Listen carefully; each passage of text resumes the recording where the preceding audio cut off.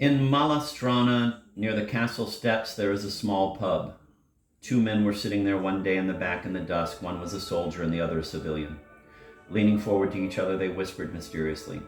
They looked like conspirators from the days of the Venetian Republic. "Every day at 8 o'clock, the civilian whispered. "The maid takes it out to the corner of Havlicek Square on the way to the park, but it's a real brute and bites for all it's worth. You can't stroke it."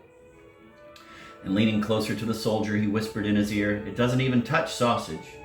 "Not even fried?" asked the soldier. "Not even fried." Both spat. "Well, what does the brute eat?" "God knows, these dogs are as spoiled and pampered as an archbishop."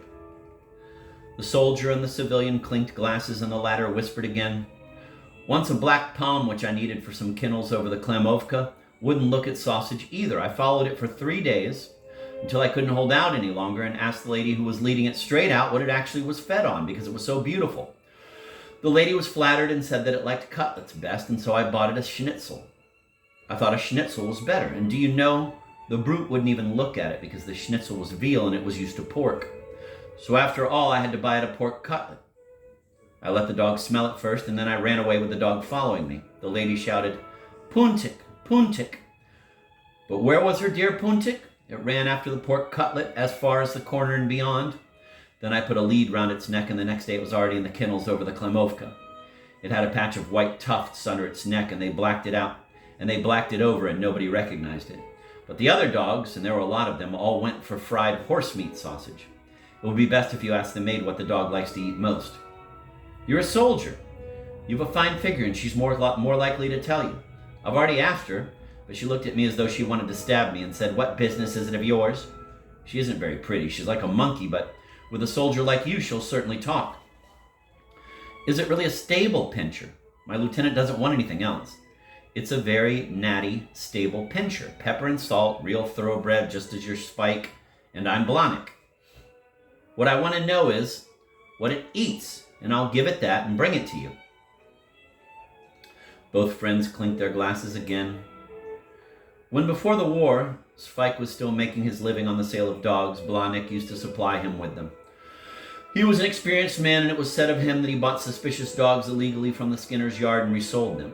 He even once had rabies and was quite at home in the Pasteur Institute in Vienna.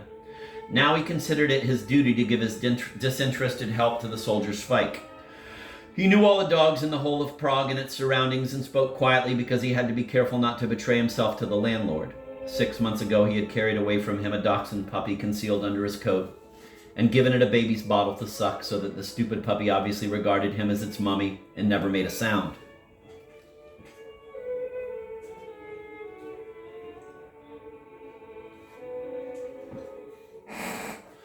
On principle, he only stole thoroughbreds and might have been a legal expert on them. He supplied all kennels and private persons as opportunity offered, and when he walked along the street, all the dogs which he had once stolen growled at him. It sometimes happened that when he stood somewhere near a shop window, a dog, anxious to pay him back, would lift its leg over him and besprinkle his trousers. At 8 o'clock the next morning, the good soldier Sweik could be seen walking at the corner of Havlicek Square by the park. He was waiting for the maid with the stable pincher. Finally she came, and a whiskered, bristly dog with a rough coat and wise black eyes ran past him. It was skittish like all dogs are when they have performed their needs, and ran after sparrows which were breakfasting on horse dung in the street. Then the woman who was looking after the dog came past Sweik. She was an elderly spinster, and her hair was neatly plaited into a crown. She whistled to the dog and brandished a chain and an elegant whip. Sweik spoke to her. "Excuse me, miss, would you please tell me which is the way to Zizkov?" She stopped and looked at him to see whether the question was honestly meant, and the good-natured face of Sweik told her that actually this soldier perhaps really wanted to go to Zizkov. The expression of her face softened, and she gladly explained how to get there. "I've only recently been transferred to Prague," said Sweik. "I don't come from here. I'm from the country. You aren't from Prague either, are you?" "I'm from Vodniny." "Then we're not far away from each other," answered Sweik. "I'm from Protovin." This knowledge of the topography of South Bohemia, which Sweik had acquired once during maneuvers there, filled the good lady's heart with a local patriotic glow. "Then you certainly know the butcher, Pejchar, in the square at Protovin?" "Why, of course I do. He's my brother." "At home they all like him very much," said Sweik. He's very good and helpful. He has good meat and gives good weight." "You aren't by chance one of Jarez's sons?" asked the maid, beginning to feel drawn to the unknown soldier.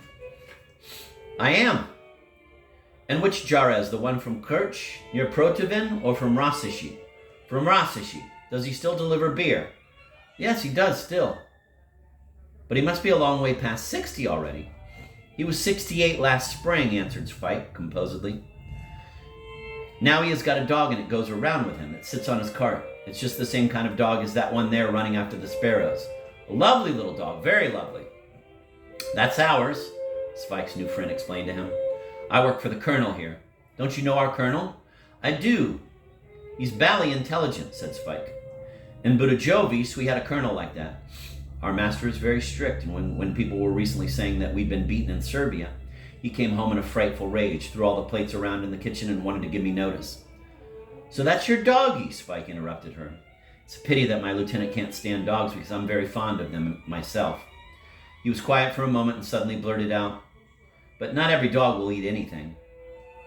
Our fox is very fatty. At one time he wouldn't eat any meat at all, but now he does again. And what does he like to eat best? Liver, boiled liver. Veal or pork. It's all the same to him." Sweik's fellow countrywoman smiled, since she took his last question for an unsuccessful attempt to be funny. They walked together for a little, and then they were joined by the stable pincher, which was put onto the chain. It was very friendly to Sweik and tried to tear his trousers with its muzzle. It jumped up at him, but suddenly stopped as though it sensed what Sweik was planning for it, and walked sadly and despondently, looking sideways at Sweik as though it wanted to say, "And so now it's coming to me too?"